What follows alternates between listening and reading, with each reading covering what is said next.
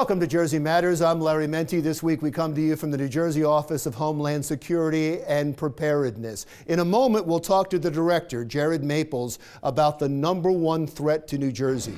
Also on this week's show, in Trenton, the Katie Brennan hearings continued.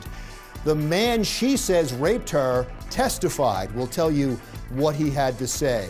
Also, the assisted suicide bill has been reintroduced. We'll introduce you to a person that it affects personally. And now, our interview with the Director of Homeland Security for New Jersey, Jared Maples.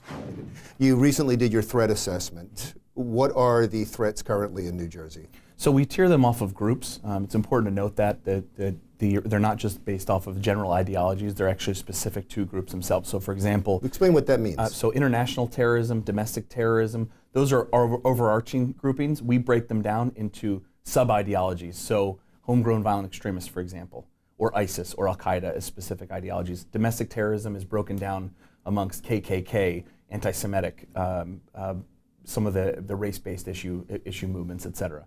So they're the biggest threats? Is it still homegrown terrorism? Yeah, so #1 is homegrown violent extremists, and those are the ones that are inspired by ISIS and Al-Qaeda specifically. So Rahimi is an example of him, the Seaside Heights, Elizabeth and Chelsea bomber. Saipov, who ran over the folks in New York City with a rented truck about a year and a half ago. Those are HVEs, and we still view them as the top tier threat, again, in that sub-ideology. Let me stay with that for a second, because it was interesting you brought up those two people, especially because they were considered lone wolves. It was difficult to catch the connection.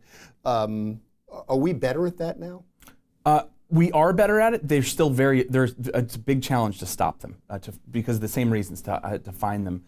ISIS and Al-Qaeda, when they do a directed operation, like a 9/11, for example, there's a lot of threads you can pull. There's financing, there's logistics, there's getting people in place. There's a lot of people that are in the know, if you will. When you have an HVE or a lone wolf terrorist situation, they don't necessarily connect directly to, they're not being directed by an ISIS leader, an Al-Qaeda leader. They're just inspired to do the action by videos online or wherever they end up seeing, recruiting in various mechanisms. And so what happens is they kind of reach this point where they're willing to take action, and they do it on their own. And that makes them a lot more difficult. So what we really have to rely on is monitoring social media, where we rely heavily on the See Something, Say Something campaign. So folks that see something that seems a little bit off, maybe they're asking, when they try to rent a truck, maybe they're asking questions that don't seem right, or they don't care about returning the vehicle. Some of those things, we rely heavily on tips from the public. Again, just general community members, and then also members of a company, for example. Because in each one of the cases you mentioned, and in the case in San Bernardino, and the case in Fort Hood, many of the cases around the country, after the act is committed, they go back and they say, oh, we missed this, we missed this, we missed this. Most of it has to do with emails and social media and trips that are taken. So are we now following that more? Did the intelligence community, did Homeland Security miss that in the past, and now they're following it more? Yeah, those are areas where there's a lot of challenges to get ahead of and monitor those areas, and I think we're doing a lot better job at that. Again, the social media, just like you talked about, understanding those trips, if they are going over to foreign countries, how long, where they've been, actually doing field interviews on them when they come back, maybe even stopping them, making an arrest on some other thing like a material support to ISIS. Maybe they've donated money, for example. There are a lot of tripwires, if you will, we call them tripwires, that I think we're better attuned to across the board here in New Jersey and the country, I would say. So lone wolves, local groups that are inspired by ISIS or foreign entities, that's #1? Yes, they're #1 right now. #2 is domestic terrorists? So domestic terrorists, again, broken down.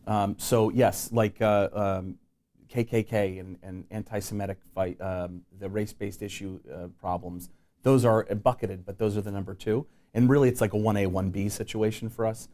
We've seen a huge rise in domestic terrorism across the board.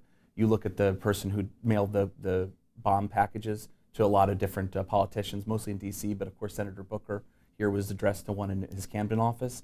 But we've seen a huge uptick in everything from papering, so putting flyers out at college campuses, recruiting flyers, working to establish relationships with different groups throughout the state that are focused on the same issues.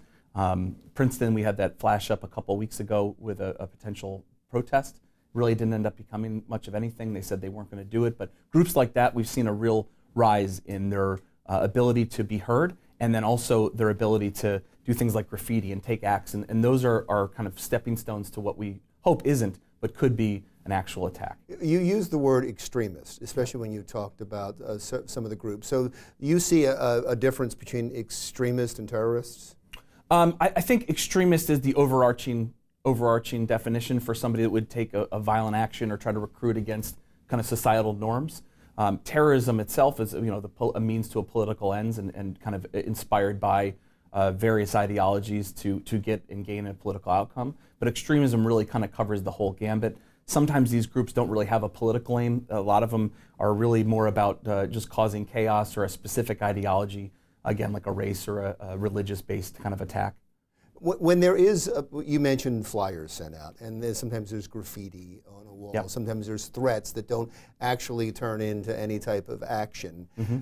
That in itself isn't terrorism, right? Or that is a sign of extremism. But that is something that sets your alarms off? It does set our alarms off. We work heavily with the Office of the Attorney General and the New Jersey State Police here in New Jersey, along with the FBI and our federal partners at DHS, to identify when those incidents happen. But there is a difference between a bias incident and a bias crime. And that really, the threshold lies with the Attorney General's office here in New Jersey on determining where it reaches a criminal threshold and where various charges can be enacted to take those people off the street. But yes, it would definitely be an extremist act and something that flags for us that we'd want to really pay closer attention to, monitor a little more carefully than we would before an incident happens. You've basically answered the question, but I want to back up now off the threat assessment. Just talk about the Department of Homeland Security, because these departments of Homeland Security, even the federal department, grew out of after 9/11. And at the federal level, it was because they didn't think the agencies were talking to each other, and they needed a way to bring them together. So Homeland Security was doing that. In New Jersey, you have local law enforcement, you have the state police. Federally, you have the FBI, and they're in New Jersey. You have the CIA, you have Homeland Security. Where does the State Department fit in all of that? In the whole thing. So we were created after 9/11, and then it's matured over time and it covered three main areas. So we're responsible for leading and coordinating counterterrorism efforts, cybersecurity efforts, and emergency preparedness efforts across the state. So that's our main edict or mandate, if you will, and what we do. But in that role, we serve as the key interlocutor between all those entities you talked about. We focus on making sure information is delivered real time from the local level all the way up to the FBI and the federal level, DHS.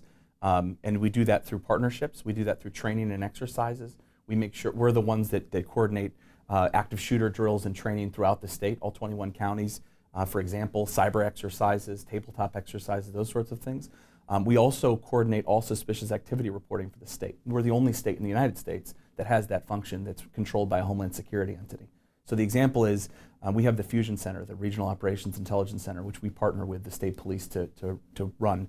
And that agency, or that entity, has the Suspicious Activity Reporting System, the NJSARS we call it. And that system is any suspicious activity in the state, again, all 21 counties, gets entered into that, and it's coordinated by our folks there. In that suspicious activity, would that be a child acting out in a school that's potentially a shooter? Yep. It could be that. It could be a terrorism incident. It could be somebody renting a truck. Anything that seems off, any of those reports that we get in statewide go in through that system and are immediately coordinated with the FBI, the state police, and the local entities. We haven't talked about cybersecurity at all, and we have a second segment coming up. We will continue our conversation with Jared Maples, Director of Homeland Security and Preparedness for the state of New Jersey, when Jersey Matters continues right after this.